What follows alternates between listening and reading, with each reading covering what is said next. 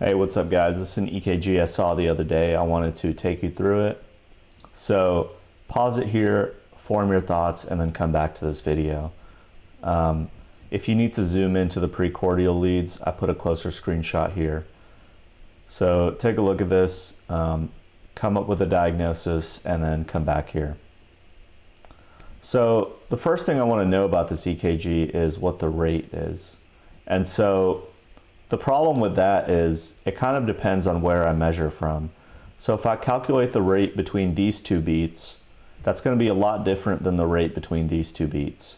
And so immediately that tells us that this is an irregular rhythm. Something is clearly going on here.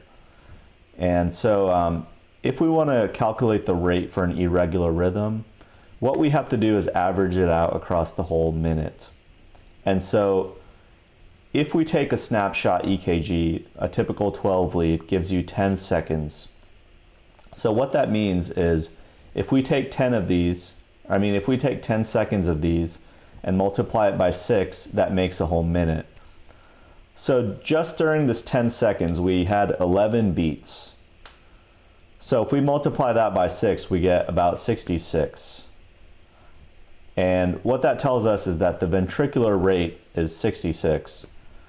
The next thing I want to do is see if there's any P waves. So if we want to look for P waves, where we need to look out for is lead V1. And in V1, we can see that, right before the QRS, nothing clearly sticks out as a P wave. There's nothing really where I can point to and say, yeah, that's a P wave. This is the whole EKG. You can't really see any P waves. So what that tells us is this is not a sinus rhythm. And it's not a sinus rhythm, and then the beats themselves are not evenly spaced apart either. And what we call that is an irregularly irregular rhythm. In almost all cases, that means this is atrial fibrillation. And the way you would say this is that this is an atrial fibrillation with a rate of 66, but there's another little thing here. So if you look closer, this morphology is a little strange. AFib usually looks a little bit different. And so if you kind of look here, this will tell you a little more. And so what this is a right bundle branch block. So if you look at lead V1 here, you have an R wave and then another R wave. So what's happened there is the atria have fired off a signal. So the AV node has fired off a signal. And the left side of the heart did make the beat. So that's this tiny little R wave here. Eventually the right side of the heart will beat again, but it didn't follow the usual rhythm. So when the right heart finally caught up, it made that second R wave spike. And so we call that a right bundle branch block. The diagnostic criteria for that are here.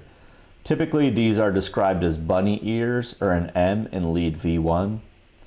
And then you might get this little notched S wave in lead V6. And you might also get a broad slurred S wave in the lateral leads. Now obviously this only applies if the QRS itself is wide enough. And I did feel like these were wide enough. So in summary, this was just AFib. It was a low rate, so not really enough to cause hemodynamic instability or ischemia.